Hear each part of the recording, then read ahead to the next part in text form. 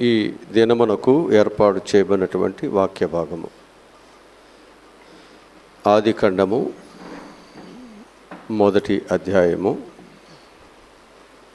28వ వాక్యాన్ని మనం చదువుకుందాం. దేవుడు వారిని ఆశీర్వదించెను, ఎట్లనగా మీరు ఫలించి అభివృద్ధి పొంది విస్తరించి భూమిని నిండించి దానిని లోపర్చుకునుడి. చాలు. ఇక్కడ దేవుని యొక్క ఆశీర్వాదము,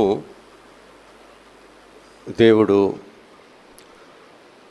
మొదటి కుటుంబం అయినటువంటి ఆదాము అవ్వలకు దేవుడు ఇస్తున్నట్లుగా మనం వాక్యములను నేర్చుకుంటున్నాం. ఈరోజు మనల్ని కూడా దేవుడు ఆశీర్వదించాలని ప్రభు ఇష్టపడుతున్నాడు. ఎందుకనంటే తన వారిని దేవుడు ఎప్పుడు కూడా దీవించాలనేదే దేవుని ముఖ్య ఉద్దేశం. కనుక ఆ కుటుంబాన్ని దేవుడు ఎలాగుండాలని దేవుడు ఆస్వాదించారు అనేది మనం చూసినట్లయితే, మీరు ఫలించండి, అభివృద్ధి పొందండి, విస్తరించండి, భూమిని నిండించి దాన్ని మనం ఏం చేయాలి? లోపర్చుకోవాలి. ఇది దేవుడు వారికి ఇచ్చిన గొప్ప ఆశీర్వాదములు. మరి దేవుడు ఇచ్చినటువంటి ఆశీర్వాదములు చాలా ఉన్నతమైనవి. ఈ ఉన్నతమైన ఆశీర్వాదములు ఈరోజు మనం ధ్యానించబోతున్నాం. వాస్తవంగా ఆదాము అవ్వలను దేవుడు సృజించినప్పుడు ఆదాము అవ్వలకి అడ్డుగా లేకపోతే వారితో పోటీ పడేటువంటి వారు ఇంకెవరూ లేరు. భూమి మీద ఉన్నవి అన్నీ కూడా వాళ్ళవే, ప్రతిదీ కూడా వారిదే. లేక పలాని వారు తీసుకుంటారు అనేటువంటి అవకాశం కూడా ఏమీ లేదు. దేవుడు అంతగా ఆయనకి సమస్తాన్ని ఆయన చేతిలో పెట్టినప్పటికీ దేవుడు మరలా వారిని ఈ విధముగా ఆశీర్వదించటము చాలా సంతోషాన్ని ఇస్తూ ఉంది. వారికి కలిగినవన్నీ కూడా దేవుడు ఇచ్చేసినప్పటికీ మరలా ప్రభు వారిని ఏమని దీవిస్తున్నాడు అంటే, మీరు ఫలించండి, అభివృద్ధి పొందండి, విస్తరించండి. ఈ 3 మాటలు మనం ఈరోజు ధ్యానం చేద్దాం. ఈ 3 మాటలు మనం ధ్యానం చేద్దాం. మొదటి మాట మనం చూసినట్లయితే, మీరు ఫలించండి. ఈరోజు మనం ఫలించుట అనే దానిలో మనం ఆలోచన చేస్తే, మనం మంచి ఇళ్ళు కావాలి, మంచి ఉద్యోగాలు కావాలి, మంచి వస్తువులు కావాలి, భూములు కావాలి, మన పిల్లలు మంచి స్థాయిలో ఉండాలి. ఇవన్నీ కలిగినటువంటి వారిని మనం ఏమంటామంటే, వీళ్ళు బాగుగా ఫలించారండి, వీళ్ళు బాగా దీవించబడ్డారండి, లేక ఆస్వాదించబడ్డారని చెప్పుకుంటూ మన యొక్క జీవితాల్లో మనం పోతూ ఉంటాం. అయితే ఈ ఆదాము అవ్వల యొక్క మొదటి కుటుంబంలో ఈ మొదటి కుటుంబాన్ని దేవుడు ఆస్వాదించేటువంటి దానిని మనం ఒకసారి ఆలోచన చేస్తే అది మనకు ఆశ్చర్యాన్ని కలిగిస్తుంది. ఇది మనకు వేరుగా కూడా మనకు కనిపిస్తూ ఉంది.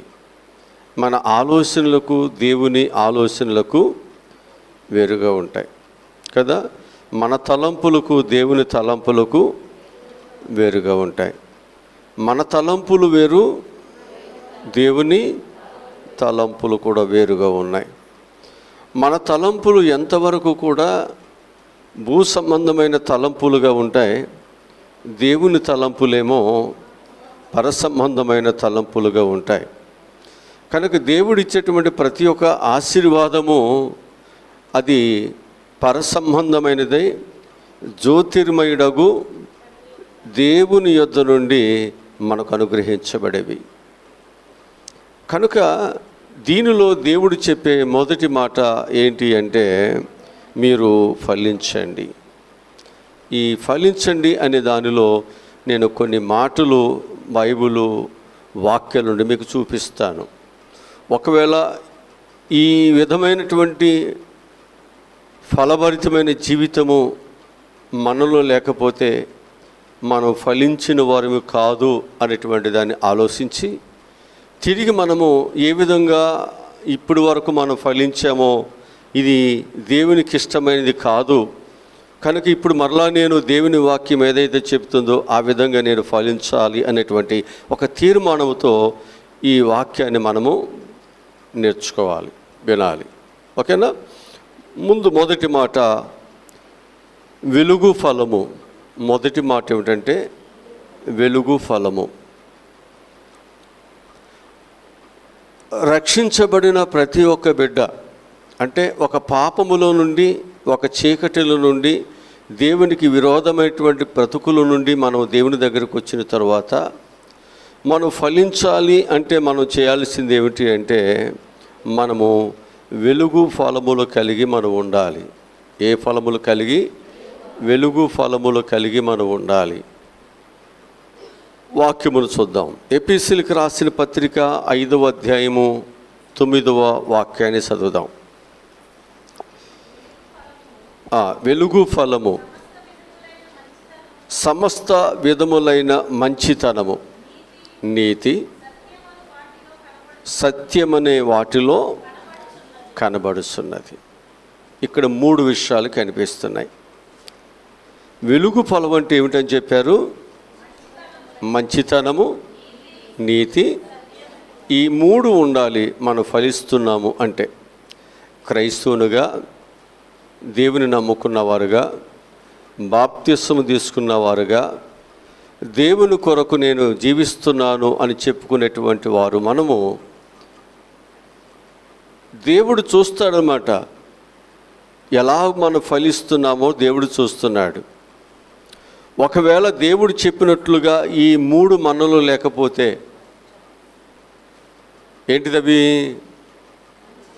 మంచితనము, నీతి, సత్యము. ఈ 3 లేకపోతే ప్రభు ఏమన్నాడు? ఇప్పుడే గొడ్డలి చెట్టు వేరున పెట్టబడి ఉన్నది, ఫలింపని ప్రతి చెట్టుని నరికివేయండి కదా.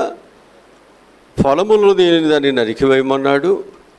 ఫలములు వెతికినప్పుడు దొరకని దానిని శపించి వేశాడు. నాతో ఫలింపని ప్రతి తీగను తీసి పారవేయండి అన్నాడు. అంటే దేవుని పిల్లలు అనేవారు, దేవుడు ఏదైతే ఆయన ఆశిస్తున్నాడో అది మనలో ఉంటే, అది మనం చేయగలిగితే, అది మనం విశ్వసించగలిగినట్లయితే దేవుడు మనల్ని చూసి సంతోషిస్తాడు. ఇది క్రైస్తవ జీవితాల్లో దేవుడు ఆశించే ఫలభరితమైన జీవితం.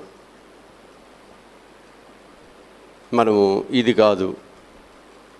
ఫలభరితమైన జీవితం అంటే గర్వఫలాలని, ఉద్యోగాలని, ఆరోగ్యాలని, ఇక ఈ భూలోకములో కావలసిన వెండి బంగారములని, అప్పులు తీరటం అని, రకరకాలవన్నీ ఫలభరితమైన జీవితం. ఇది మనం ఇక్కడ ప్రభు దగ్గర పెడుతున్నాం. కానీ ప్రభు దీనిని కాదు, అసలు దీన్ని పెట్టల. దేవుని దగ్గరకు వచ్చినటువంటి పిల్లలందరూ కూడా ప్రభు యొక్క వాక్యములో ఫలించాలి. వారు ప్రభువులో ఫలించాలి. అది దేవుని ఆశ. అది నీవు ఫలించలేనప్పుడు, ఈ 3 గుణాలు మనలో లేనప్పుడు మనము ఫలించినటువంటి జీవితంలో ఉన్నాం. దేవుని కోపానికి, రౌద్రానికి మనము లోను కావలసిన స్థితిలోనే ఉన్నాం. ఇంకా పరలోకానికి వెళ్ళటానికి దేవునికి యోగ్యమైన పాత్రగా లేవు అనే విషయాన్ని మనందరం గుర్తించాలి. సరే, గలతీయులకు రాసిన పత్రికలో 5వ అధ్యాయం 22వ వచనంలో అక్కడ ఆత్మఫలముల గురించి చెప్పుకుంటూ వచ్చాడు. ఆత్మఫలం ఏమనగా ప్రేమ, సంతోషము, సమాధానము, దీర్ఘశాంతము, దయాళత్వము, మంచితనము, విశ్వాసము, సాత్వికము, ఆశ, వీటికి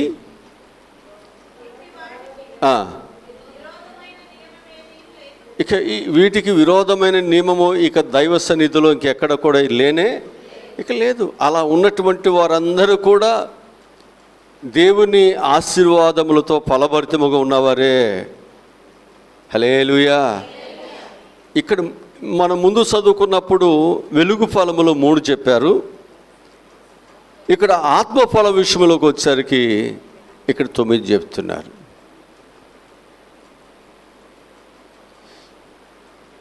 ఎవరైతే ఆ 3 ఈ 9 కలిగి మనం ఎప్పుడైతే ఉంటున్నామో మనం దేవునిలో ఏమవుతున్నమాట, ఆస్వాదించబడుతున్నాం. హల్లెలూయా, హల్లెలూయా. ఈ ఫలములు దేవుడు నాటిన మొక్కలో ఈ ఫలములు లేకపోతే దేవుడు కూడా నరికి, అంతేనా? మనం నాటిన మొక్కకు కానీ ఫలాలు లేకపోతే ఏం చేయాలి? ఎందుకు ఆ స్థలం వ్యర్థము? అనేక సంవత్సరాలు దాన్ని తీసేసి వేరే మొక్క పెడితే మనకు ఏదైనా కాయలు కాస్తే మనకు లాభం వస్తుంది. ఆ కాయలు కాయనటువంటిది నిష్ప్రయోజనమైనది, మనకి ఏమి సంతోషనివ్వనటువంటి దానిని అలాగే ఎన్ని సంవత్సరాలు దానికి ఎరువు వేస్తూ కష్టపడదాం, దాన్ని తీసివేస్తే మరొక దానిని ఆ స్థానంలో ఆ ప్లేస్లో దానిని నాటితే బాగుంటుంది కదా. ఈ మాట ప్రభువే చెప్పాడు ఈ మాట కదా. కనుక అక్రమం చేయవారులారా నా యొద్ద నుంచి వెళ్ళిపోండి, మీరెవరో నాకు తెలియదు. సరే, ఆ ఫలించుటలోనే దేవుని పిల్లలు ఎలాగూ మనం ఫలించాలో, ఎందుకు దేవుడు ఫలించాలని దేవుడు ఆశపడుతున్నాడో, రక్షించబడిన తర్వాత దేవుని బిడ్డలుగా మారిన తర్వాత ఇంకొక మాట చెబుతాను. నీతి ఫలము. ఏ ఫలం ఇది? నీతి ఫలము. యాకోబు రాసిన పత్రిక 3వ అధ్యాయము 18వ వాక్యం చదువుదాం. యాకోబు రాసిన పత్రిక 3వ అధ్యాయము 18వ వాక్యము. నీతి ఫలము సమాధానము చేయువారికి. అది నీతి ఫలం అంటే ఏది? సమాధానం. నీతి ఫలం అంటే ఏది? సమాధానం. ఎవరైతే ఈ సమాధానం అనేటువంటి విత్తనమును వారు విత్తుతూ ఉంటారో వారికి ఏం కలుగుద్ది? సమాధానమైన ఫలము మరి కలుగుద్ది. కనుక మన జీవితాలలో ఈ సమాధానము అనేటువంటిది, ఆ స్వభావము, ఆ మనస్సు అనేది మనలో లేకపోతే మనము దేవుని కొరకు ఫలించే వారిలో ఆ లిస్టులో లేము అనే విషయాన్ని మనం గుర్తించుదాం. ఇక 4వదిగా చూసినట్లయితే జీవఫలము. జీవఫలము. హెబ్రీయులకు రాసిన పత్రిక 13వ అధ్యాయము 15వ వచనం చదువుదాం. కాబట్టి అది మనం ఎల్లప్పుడూ దేవునికి మనం ఏం చేయాలి? స్తుతియాగము చేద్దాము. అనగా ఆయన నామము, స్తుతియాగం అంటే ఏంటి? ఆయన నామమును ఒప్పుకొనుసు. అది మనం ఏం చేయాలి? ఆయనకి మన యొక్క నోటి నుండి వచ్చేటువంటి ఆ స్తుతులను దేవునికి అర్పించాలి. దానినే జీవ ఫలములు అన్నాడు అక్కడ కదా. నోటి ఫలములు. ఎవరైతే దేవుని నామాన్ని ఒప్పుకొనుస్తున్నారో ఆ ఒప్పుకొనుస్తున్నటువంటి వారు ఏం చేయాలంటే ప్రతిరోజు కూడా దేవునికి మన యొక్క నోటి ద్వారా ఆయనని గణపరచాలి, ఆయన్ని స్తుతించాలి. ఆయన చేసిన ఉపకారములలో దేనిని మర్చిపోకూడదు. ఈ విధంగా మనం ఫలించాలి. ఈ విధముగా ప్రభు యొక్క చిత్తాన్ని మనము నెరవేర్చేవారుగా మనం ఉండాలి. ఇక మనము 5వదిగా మనం చూసినట్లయితే సువార్త ఫలము. 5వది ఏమిటనమాట? సువార్త ఫలము. కొలసీలకు రాసిన పత్రిక 1వ అధ్యాయము 6వ వాక్యం చదువుదాం. ఈ సువార్త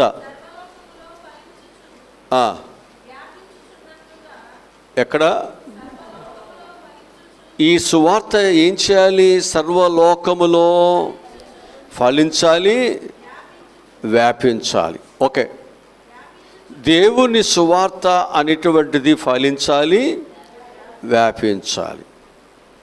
అక్కడే మనము ఆ మొదటి వచనములోనే, ఆ మొదటి అధ్యాయములోనే మనం జ్ఞాపకం చేసుకుంటే 10వ వచనంలో ఒక మాట రాయబడింది. అందుచేత ఈ సంగతిని వినిన నాటి నుండి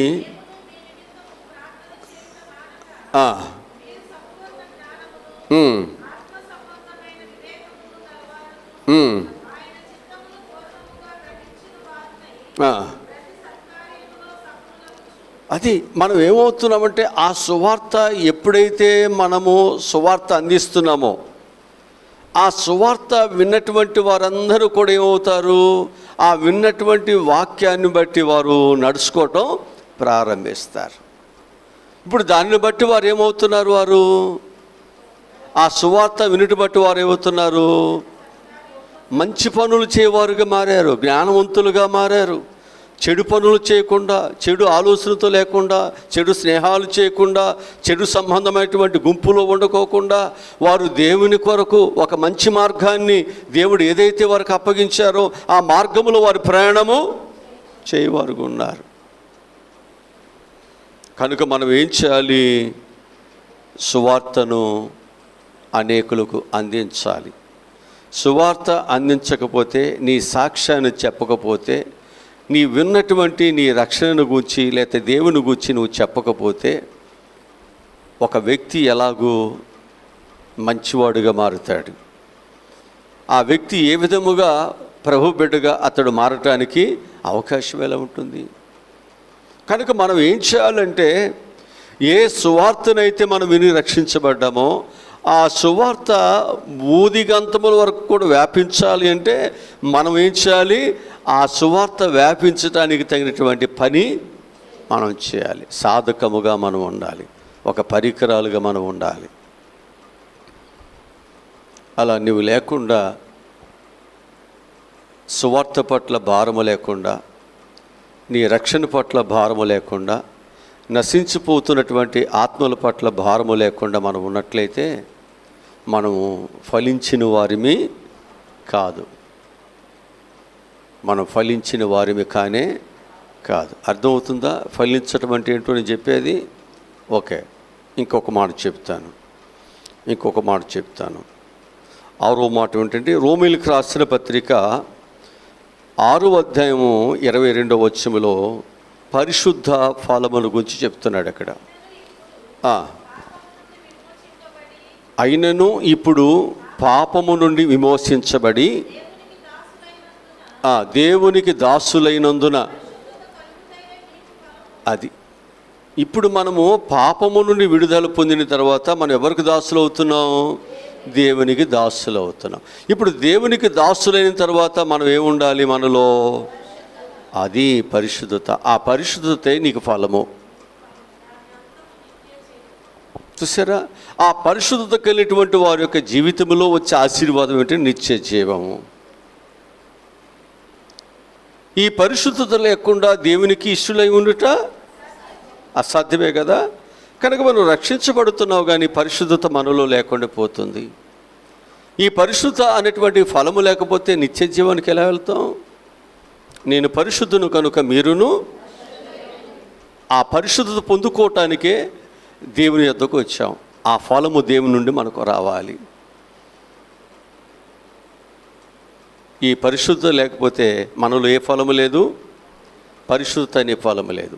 ఈ పరిశుద్ధత అనే ఫలము లేకపోతే మనము నిత్య జీవానికి వెళ్ళం. మరి ఎక్కడికి వెళ్తాం? అది నిత్య జీవానికి వెళ్ళకపోతే నరకానికి వెళతాం, నరకానికి వెళ్ళకపోతే అంతే. మరి మనం ఈ విధంగా మనం ఫలించాలని వాక్యం చెప్తుందిగా. లేదా పాస్టర్ గారు నేను ఇంకెవరో చెప్పేది కాదు, ఇది దేవుని వాక్యమే మనకు రిఫరెన్స్ చూపిస్తున్నాం. మరి ఈ విధమైన రక్షించబడిన తర్వాత మనం ఫలించలేకపోతే ప్రభు ఏమంటాడు? ఫలింపని ప్రతి చెట్టుని నరికి పారేయండి అంటాడుగా. అంటాం లేదా? అదే వాక్యం చెబుతుంది. ఇంకొక మాట ఫలించుట్లోని 7వ మాట ఏమిటంటే విశ్వాస ఫలము. విశ్వాస ఫలము. హెబ్రీయులకు రాసిన పత్రిక 11వ అధ్యాయము 39-40 వచనాలు చదువుదాం. వీరందరూ వారందరూ కూడా ఎలా ఉన్నారంట? తమ విశ్వాసము ద్వారా. ఈరోజు మీకు జ్ఞాపకం చేస్తున్నాను, దేవుని పట్ల నీకు ఒక విశ్వాసం ఉండాలి. దేవుని దగ్గరికి వచ్చిన తర్వాత అర్థమవుతుందా? దేవుని నమ్ముకున్న తర్వాత, దేవుని సొంత రక్షకునిగా అంగీకరించిన తర్వాత దేవుని పట్ల నీకు ఒక విశ్వాసము ఉండాలి. వారందరూ కూడా ఏం చేస్తున్నారు? తమ విశ్వాసము ద్వారా సాక్ష్యము పొందిన వారైనను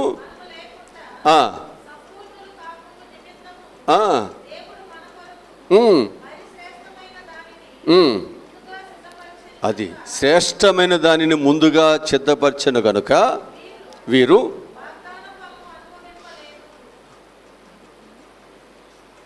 కనుక వారి యొక్క జీవితాలలో ఒక శ్రేష్టమైనటువంటి ఆశీర్వాదమును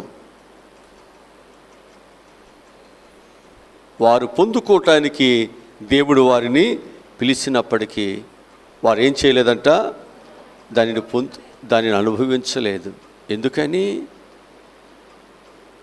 ఎందుకనండి? వారికి దేవుని పట్ల వారికి విశ్వాసము సరిగ్గా లేదు. అంటే విశ్వాస ఫలము లేదు. అందుకే వారు దేవుని వెంబడిస్తున్నా సనుగుతున్నారు, గొనుగుతున్నారు. అది లేదంటారు, ఇది లేదంటారు, ఇల్లు లేదంటారు, వస్త్రం లేదంటారు, భర్త పిల్లలు అంటాడు, లేకపోతే డబ్బులు లేవు, అప్పులు అంటారు, తింటాక లేదంటారు. ఇక ఎప్పుడు చూసినా వీటి మీద వారు దృష్టి పెడుతున్నారు కానీ పిలిచిన దేవుని మీద వారికి దృష్టి లేదు. వాగ్దానం చేసిన దేవుని మీద వారికి విశ్వాసం లేదు. విశ్వాసత కలిగిన వారందరూ ఎలా ఉన్నారు? వారి ప్రాణము వారికి ఎంత మాత్రము ప్రియమైనదిగా లేదు. దేవుడు ఏది అడిగితే అది వారికి ఇచ్చేస్తున్నారు, దేవునికి ఇచ్చేస్తున్నారు. కుమారుని అడిగితే అబ్రహాం ఏం చేశాడు? విశ్వాసం బట్టి వారు రంపములతో కోయబడుతున్నా, వారు అగ్నిగుండములో తోయబడుతున్నా, సింహబోనులో వేయబడుతున్నా వారు దేవునిని స్తుతిస్తున్నారు. విశ్వాసత ఫలములో ఉండేవారు వారు దేనికి భయపడరు. వారు విశ్వాసమునకు కర్త అయిన దేవునినే వారు అనుసరిస్తారు. హల్లెలూయా. మరి ఈ ఫలం మనలో లేకపోతే మనము కూడా ఆ వాగ్దాన ఫలముని అనుభవించలేం. విశ్వాసము లేదు కాబట్టి వీళ్ళు దేవునికి ఇష్టలై ఉండుట అసాధ్యము. కాబట్టి వీళ్ళు దేవునికి ఇష్టలు కాదబ్బాయి. దేవునికి ఇష్టం లేని వారిని ఏం చేయాలి? కాళ్ళు చేతులు కట్టి చీకట్లు పడేయాలి. అంతేగా? అంటే ఇప్పుడు మనందరము కూడా దేవునికి ఇష్టముగా ఉండటానికి వచ్చామా? ఇష్టము లేకుండా మన ఇష్టానుసారం బ్రతకడానికి వచ్చామా? అంతే కదా.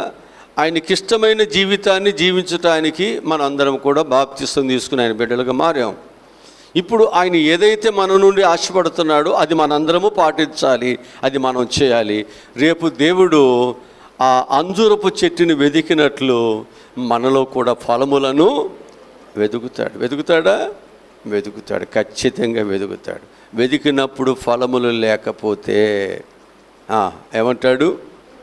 అంతేనా? జాగ్రత్త. రెండవది అభివృద్ధి పొందటం. అభివృద్ధి పొందటం. మనం దేనిలో అభివృద్ధి పొందాలి? ఇప్పుడు ఫలించుడు గురించి చెప్పుకున్నాం. ఇప్పుడు అభివృద్ధి గురించి మనం చెప్పుకుందాం. మొదటి మాట, విశ్వాసములో మనం అభివృద్ధి చెందాలి. దేనిలో? విశ్వాసములో. వాక్యములను చదువుదాం. తెస్సలోనికీయులకు రాసిన 2వ పత్రిక మొదటి అధ్యాయము 3వ వాక్యాన్ని చదువుదాం. దెస్సలోనికి రాసినటువంటి 2వ పత్రిక మొదటి అధ్యాయము 3వ వాక్యము. సహోదరులారా,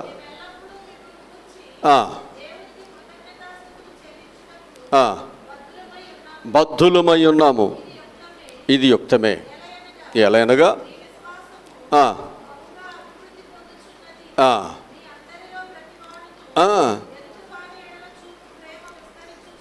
అది మన విశ్వాసం ఏమవ్వాలి?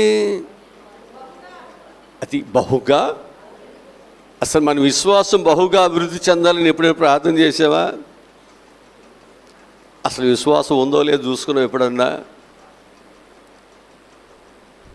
నేతి బీరకాయలు నెయ్యలేనట్టుగా ఇక ఎప్పుడు చూసిన విశ్వాసి అని చెప్పుకున్నావు, కానీ అసలు విశ్వాసం ఉందా? ఈ విశ్వాసం ఉన్న వాళ్ళు ఏమవుతారట? బహుగా విశ్వాసములో అభివృద్ధి చెందుతారు. దేనిలో? వీళ్ళు బహుగా దేవునిలో విశ్వాసములో అభివృద్ధి చెందుతున్నారు అంటే వారు ఎలాంటి మనస్తత్వం కలిగిన వారుగా ఉన్నారంటే, ఎదుటి వారిని ఏం చేస్తున్నారు? వారికి లేకపోయినప్పటికీ కూడా వారి అక్కరలు వారికి సహాయము. ఎంత మంచి అభివృద్ధి అండి ఇది. ఇది ప్రభు కోరేది. అయ్యా, ఆదామవ్వలు దీవించావుగా, మమ్మల్ని కూడా దీవించే, మాకు 10 ఎకరాలు ఇచ్చాయి, ఒంటి నిండా నగలు ఇచ్చాయి.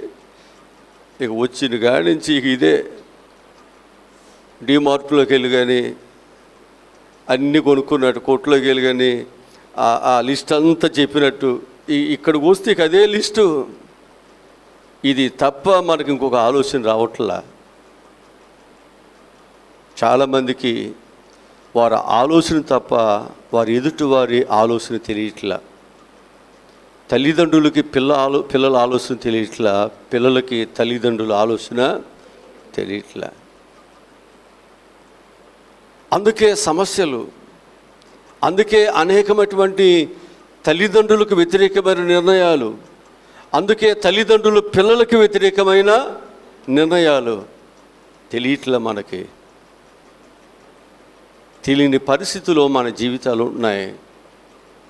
కానీ ప్రభు వాక్యం మనకు తెలియజేస్తున్న మాట ఏమిటంటే, మన విశ్వాసములో మనం ఏమవ్వాలంటే అభివృద్ధి చెందాలి.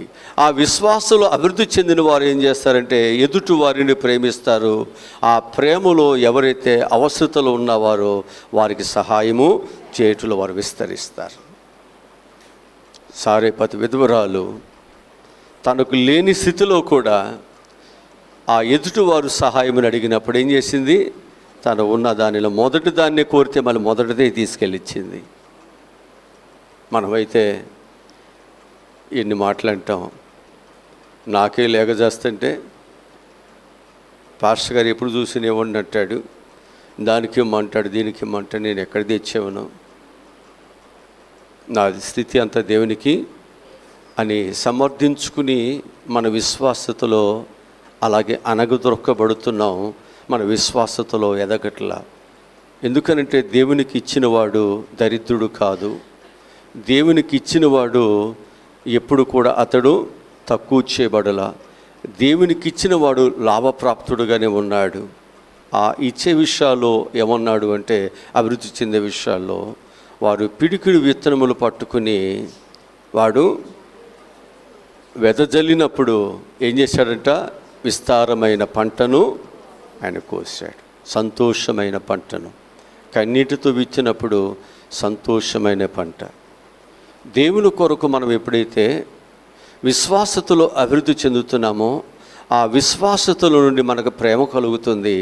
ఆ ప్రేమలో ప్రతి అక్కరలో నేను ఉన్నాను, నేను నీకు సహాయము చేస్తాను, మనం భరోసానిస్తాం.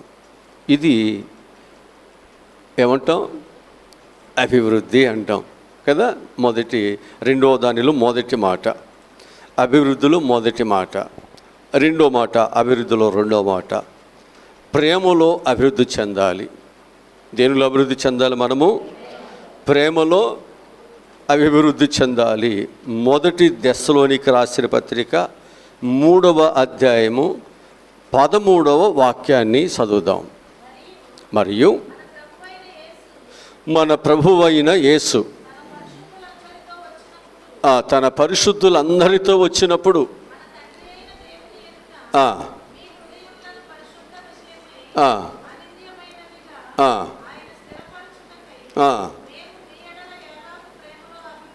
మేము మీ ఎడల ఎలాగూ ప్రేమలో అభివృద్ధి పొంది వర్ధిల్లుచున్నామో అలాగనే మీరును ఒక్కని ఎడల ఒకరును మనుషులందరి ఎడలను ఏం చేయాలంట? ప్రేమలో అభివృద్ధి పొంది వర్ధిల్లునట్లు ప్రభువు దయచేయునుగాక. అంటే ప్రభువు వచ్చేసరికి మనందరము కూడా ఈ విధంగా, లేదయ్యా నేను దేవుని దగ్గర రాకమునుపు అప్పులతో ఉన్నాను, బాధలతో ఉన్నాను, రోగాలతో ఉన్నాను, ప్రభు దగ్గరికి వచ్చిన రోగాలన్నీ పోయినాయి, అప్పులన్నీ పోయినాయి, నేను 4 అంతస్తులు 5 అంతస్తులు బిల్డింగ్ కట్టుకున్నానంటే నువ్వెవరో నాకేమీ తెలియదమ్మా. నేను భూ సంబంధమైన అభివృద్ధి నేను కోరట్లేదు, నేను ఆత్మ సంబంధమైన అభివృద్ధి కలిగిన వారిని పరలోకాన్ని తీసుకువెళ్తాను. ఇది కాదు దేవుడు మన దగ్గర మనల్ని దీవించింది. ఆ కుటుంబాన్ని దేవుడు దీవించింది దీని కొరకు కాదు. కనుక మనల్ని కూడా ఒక కుటుంబం కట్టి మనల్ని దేవుడు దీవిస్తున్నటువంటిది కేవలము శరీర సంబంధమైనటువంటి అభివృద్ధి మాత్రమే కానే కాదు. కనుక ఇక్కడ మనం ఏం చేయాలి? అభివృద్ధి అంటే విశ్వాసములో అభివృద్ధి చెందాలి. రెండవది మనం దేనిలో అభివృద్ధి చెందాలి? ప్రేమలో మనము అభివృద్ధి చెందాలి. మూడవది మనం చూసినట్లయితే జ్ఞానములో అభివృద్ధి చెందాలి. దేనిలో? జ్ఞానములో. ఫిలిప్పీయులకు రాసిన పత్రిక 1వ అధ్యాయము 9వ వాక్యము నుండి చదువుదాం. మీరు శ్రేష్టమైన కార్యములను ఏం చేయాలంటే మనము వివేచింపగలవారగుటకు మీ ప్రేమ తెలివితోనూ సకల విధములైన అనుభవ జ్ఞానముతో కూడినదై హల్లెలూయా అంతకంతకు మనం ఇవ్వాలి, అభివృద్ధి పొందవలెనని. ఇందువలన దేవునికి మహిమయు స్తోత్రము కలుగునట్లు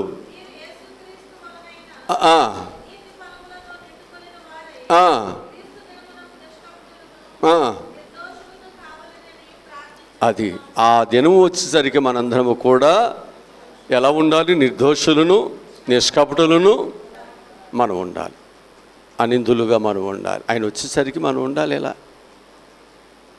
ప్రభు కోరేది ఏమిటంటే మనందరము కూడా సమస్తమైన వాటిలో జ్ఞానము కలిగిన వారుగా, అనుభవ జ్ఞానము కలిగిన వారుగా ఉండాలి. లేకపోతే ఏమవుతాం? జ్ఞానము లేకపోతే ఏమైపోతామండి? అన్నిటిలో మోసపోతాం, అన్నిటిలో నష్టమైపోతాం. అటు పరలోకాన్ని పొందలేం, ఇటు భూలోకములోనూ అభివృద్ధిలోకి వెళ్ళలేం. అందుకే జ్ఞానవంతురాలు తన ఇంటిని, ఇప్పుడు నీ ఇల్లు కట్టుకోవాలన్నా దీని అన్నిటికీ ఏం కావాలి? నీకు జ్ఞానము. దేవుని దగ్గరికి వెళితే, ప్రార్థన చేసుకుంటే, వాక్యాన్ని వింటే, లోకాన్ని పాపాన్ని చెడుని విడిచిపెడితే, ప్రభు నాకు చక్కని దీవులు, నా ప్రార్థన ప్రతిఫలములు, ఇహమందును పరమందును నిత్య జీవాన్ని దేవుడు ఇస్తాడని జ్ఞానం మనకు వస్తుంది. ఆ జ్ఞానం మనకు కలిగితే, ఆ జ్ఞానాన్ని, మనకు కలిగిన జ్ఞానాన్ని, మన అనుభవాన్ని మనం ఎవరికి చెప్తాం? అంతే కదా. జ్ఞానము లేకపోతే ఎవరికి చెప్తాం? అనుభవం లేకపోతే ఎవరికి నేర్పిస్తావు? కనుక ప్రభు రాకడ వచ్చేసరికి మనం ఏమై ఉండాలి? అది జ్ఞానవంతులై అభివృద్ధి చెందండి. జ్ఞానము అనే దానిలో ఈ లోక జ్ఞానము వెర్రితనమును కలిగిస్తుంది. ఈ లోక జ్ఞానము మనుషుని నష్టపరుస్తుంది, ఎదుటివారికి నష్టాన్ని తెస్తుంది. ఈ లోక జ్ఞానము నీకు కొంత ప్రయోజనకరముగా ఉన్నప్పటికీ తుదకు అది నిన్ను నాశనములోనికి, మురిలోనికి నిన్ను నడిపిస్తుంది. అందుకే ఈ లోక జ్ఞానవంతులుగా కాకుండా మనము దేవుని యందు భయభక్తులు కలిగిన జ్ఞానవంతులుగా మనం ఉండాలి. అది నీకు ఐశ్వర్యాన్ని ఇస్తుంది, ఘనతని ఇస్తుంది, మంచి స్థాయి నీకు ఇస్తుంది. కనుక అభివృద్ధి అనే దానిలో మొదటి మాట ఏమన్నా, విశ్వాసములో అభివృద్ధి చెందాలి. రెండవది ప్రేమలో అభివృద్ధి చెందాలి. మూడవది జ్ఞానములో మనం ఏమవ్వాలి, అభివృద్ధి చెందాలి. జ్ఞానములు మనం ఏమవ్వాలి, అభివృద్ధి చెందాలి. నాలుగోదిగా మనం చూస్తే కృపలో మనము అభివృద్ధి చెందాలి. నాలుగో దేనిలో, కృపలో అభివృద్ధి చెందాలి. పేతురు రాసిన 2వ పత్రిక 3వ అధ్యాయము 18వ వాక్యం చదువుదాం. పేతురు రాసిన 2వ పత్రిక 3వ అధ్యాయము 18వ వాక్యం చదువుతున్నాం.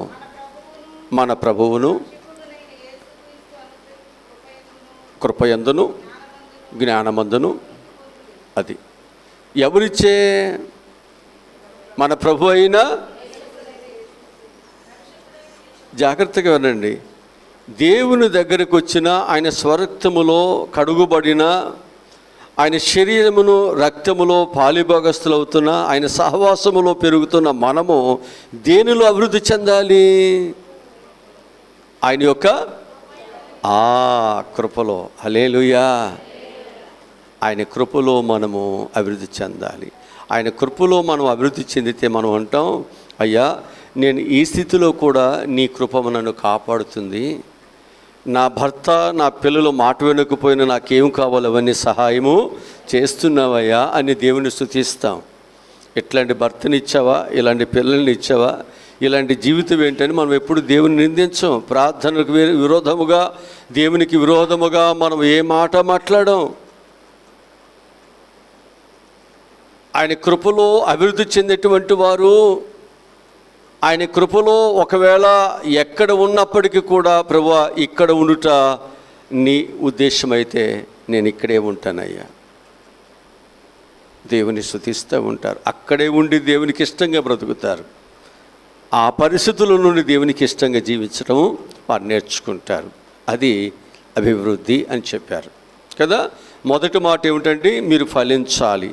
ఫలించాలి అనే దానిలో వెలుగు ఫలము, ఆత్మ ఫలము, నీతి ఫలము, జీవ ఫలము, స్వార్థ ఫలము, పరిశుద్ధ ఫలము, విశ్వాస ఫలము, ఈ విధమైనటువంటివి దేవుని పిల్లలుగా మనలో ఉండాలి.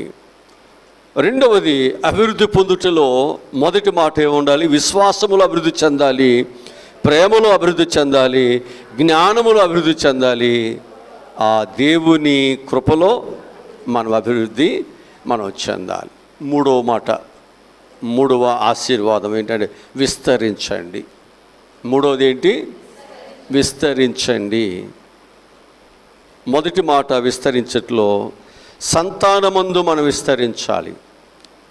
ఒంటరిగా ఉండటం ఆయనకి ఇష్టము కాదు.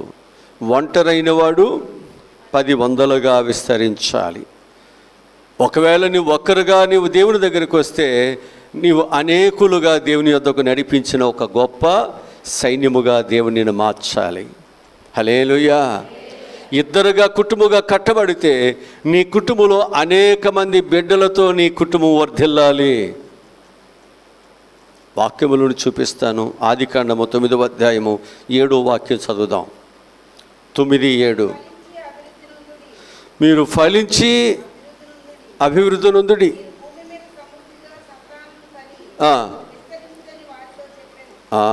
ఎవరితో చెప్పారు ఇప్పుడు ఈ మాట?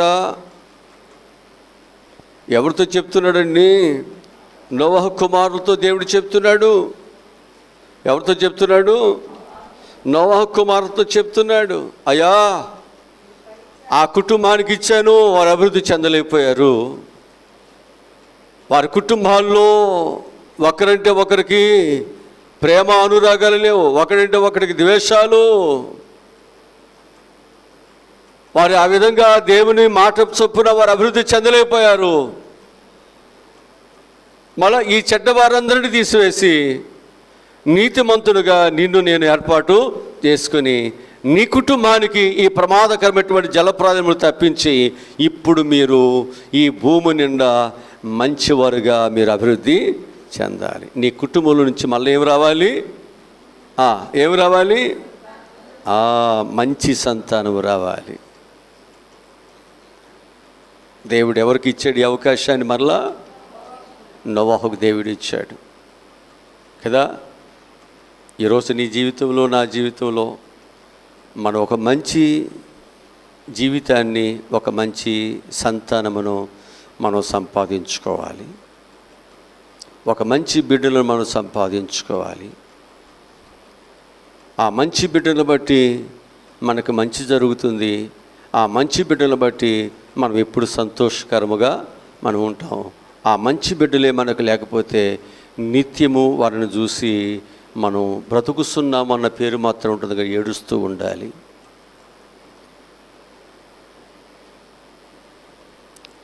అందుకే ప్రభు ఏమంటున్నాడంటే, విస్తరించండి అయ్యా, నీ సంతానము మంచిగా విస్తరించాలి. హల్లెలూయా. అందుకే బాలుడు నడవలసిన త్రోవను, అంతేనా? చెట్టు మంచిదైతే విత్తనం మంచిదవుద్ది, ఫలం మంచిదవుద్ది.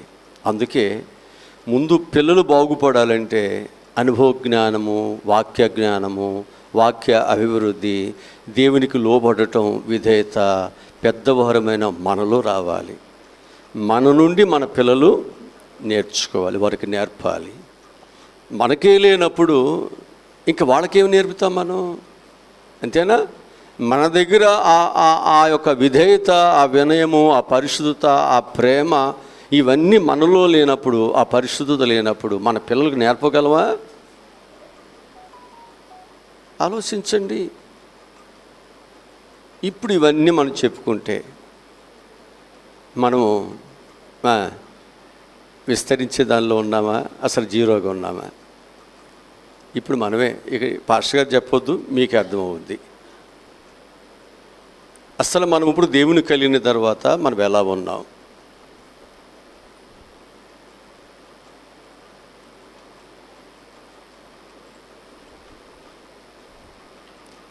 ఈ విస్తరించుట్లో ఒకటేంటని చెప్పాను, సంతానము కలిగి మనం ఏం చేయాలంట? విస్తరించాలి. అయ్యా, మీరు ఇప్పుడు ఈ వాడలో ఉంటాను కాదు నేను మిమ్మల్ని రక్షించింది, ఇక్కడ ఉన్న వాటిని తింటాను కాదు నేను మిమ్మల్ని రక్షించింది, ఇప్పుడు మీరు బయటికి రావాలి. ఇప్పుడు మీరేం చేయాలి? నా కొరకు మీరు ఫలించాలి. హల్లెలూయా. నా కొరకు మీరు విస్తరించాలి.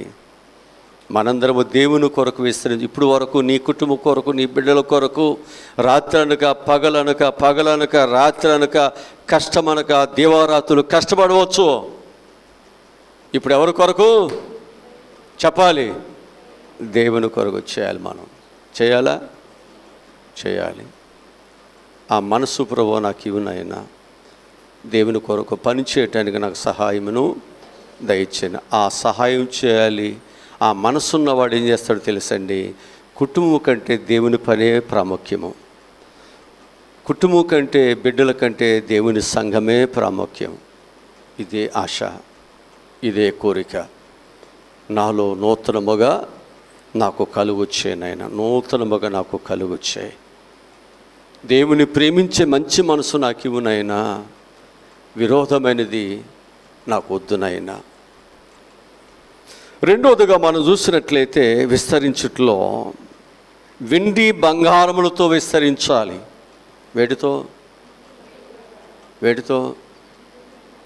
ఈ మాట ఇది భలే ఉంది. అయ్యగారు ఇంకో మాట చెబితే బాగుంటుంది. ఇది భలే ఉంటుంది. అయ్యగారు వెండి బంగారాలేగా, అసలు నాకు ఇంతవరకు పుట్టిన దగ్గర నుంచి ఒంటి మీద చిన్న బంగారం లేదు అయ్యగారు. ఆ పక్కడిది 2 తాళ్ళు అంతాడేసుకుని తిరుగుతుంటే నాకెంత కుల్లో. అది పోని నా ముందే 10 సార్లు అటు ఇటు తిరుగుతుంది, నేను ఏడవాలని. బైబిల్లో వాక్యం చదువుదాం. ద్వితీయోపదేశకాండము 8వ అధ్యాయము 13వ వచనం చదువుదాం. ద్వితీయోపదేశకాండము 8వ అధ్యాయము 13వ వచనం. నీ పశువులు, నీ గొర్రె మేకలను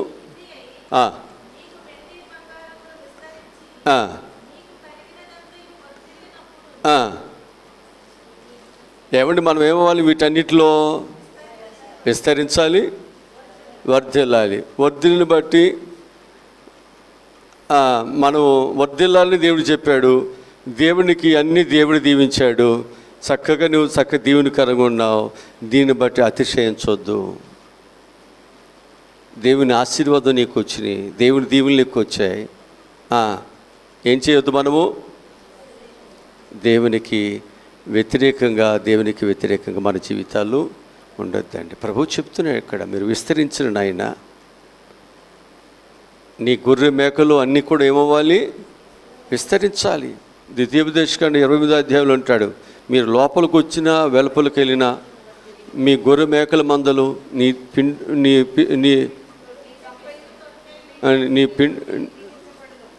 ఏంటిది, నీ గంపయు నీ పిండి పిసుకు తొట్టెయు దీవించబడును.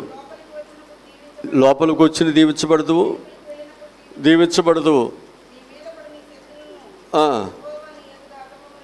చూసారా, ఏ శత్రువు కూడా నీ మీదకి రావటానికి వీళ్ళు లేకుండా దేవుడిని దీవించబోతున్నాడు. కనుక దేవుని ఆశీర్వాదాలు మనకు కావాలి. కానీ ఆ దీవించబడిన తరువాత మనం దేవునికి విరోధముగా మన జీవితాలు ఉండకూడదు. మూడోదిగా మనం చూసినట్లయితే, దేవుడు మనకు ఇన్ని ఆశీర్వాదాలు ఇచ్చిన తర్వాత మనం ఏం చేయాలో మూడో దానిలో అంటున్నాడు. కొరింథీయులకు రాసిన 2వ పత్రిక 8వ అధ్యాయం 2వ వచనం చెబుతున్నాడు, దాతృత్వము కలిగి మనం ఉండాలని. ఎలాగనగా 8:2 ఎలాగనగా వారు బహు శ్రమల వలన పరీక్షింపబడగా వారు అత్యధికముగా సంతోషించిరి, మరియు వారు నిరుపేదలైనను. వారి యొక్క దాతృత్వము చూసారా, అక్కడ రాసిన మాట ఏంటంటే, వారు నిరుపేదలైనను. వారు ఏమై ఉన్నారు, నిరుపేదలైనను, మరి దాతృత్వములో వారు విస్తరించారు. హల్లెలూయా. కనుక మనము కూడా ఏమవ్వాలి, నిరుపేదలుగా ఉన్నప్పటికీ, అనేకమైన పరిస్థితులు ఉన్నప్పటికీ దేవుని ప్రేమించే విషయాలు మనం ఇవ్వాలి, విస్తరించాలి. దేవుని పని విషయాలు మనము విస్తరించాలి. దేవుని పని జరుగుట మంచిది. కాలము సంపూర్ణమైపోతుంది, వస్తానన్నవాడు మానుడు. కనుక దేవుడు మనకు అప్పగించిన పని మనం త్వరగా ఏం చేయాలి, విస్తరింపచేయాలి. త్వరగా ఆ పనిని మనము అనేకులకు చేరవేయాలి. ఈ చేరవేసే విషయాలలో ఆర్థికంగా అన్ని విధాలు మనము సపోర్ట్గా ఉండాలి. అంతేనా? మన కుటుంబం అభివృద్ధి చెందే విషయాల్లో మన పిల్లలు మనకు సపోర్ట్ లేకపోతే బాధపడం. మీరు కూడా చేయి అందిస్తే ఇంకా ఎక్కువగా అభివృద్ధి వెళ్ళేవాళ్ళం కదా నాయన అంటామా లేదా? అట్లాగే దేవుని పని విషయాల్లో దేవుడు మనకిచ్చిన అనేకమైన ఆశీర్వాదాల్లో మనము కూడా ఇవ్వాలంటే దేవుని కొరకు విస్తరించుదాం. హల్లెలూయా. దేవుని కొరకు పని చేద్దాం, గుప్పిళ్ళు విప్పుదాం. ఇంకొక మాట చెప్తాను. తిమోతికి రాసినటువంటి మొదటి పత్రిక 1వ అధ్యాయం 14 వచ్చి చదువుదాం.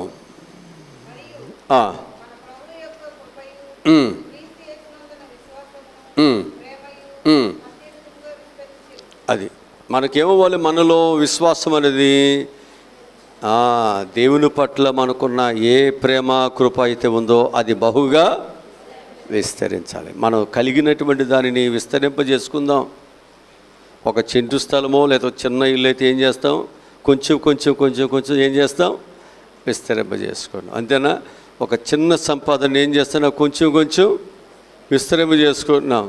కొంతమంది అనవచ్చు, ఈ ఊరు వచ్చినప్పుడు ఏమీ లేదు, ఇక్కడికి వచ్చిన బాగానే ఉంది. కానీ విస్తరింపు చేసుకోమని బైబిల్ చెప్తుంది.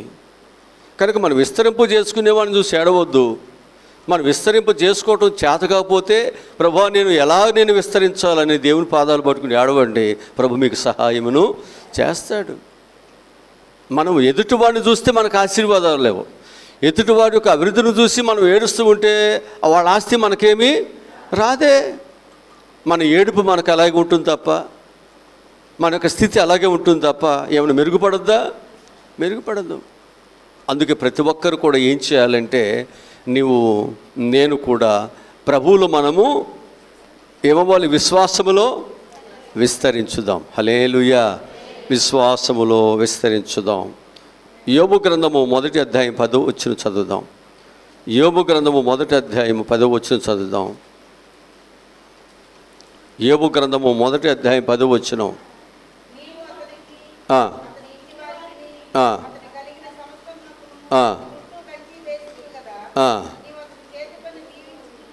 అది అంటే ఇక్కడ ఏమవుతుంది అంటే మన ఆస్తిని దేవుడు ఏం చేయాలనుకుంటున్నాడు? విస్తరించాలి. మరి మన ఆస్తి, మన పిల్లలు, మన కలిగినదంతా విస్తారంగా ఉండాలంటే ఎవరి కంచి కావాలి? దేవుని. హల్లెలూయా. కనుక నీవు స్థిరముగా ఉండాలంటే దేవుని కాపుదల కావాలి.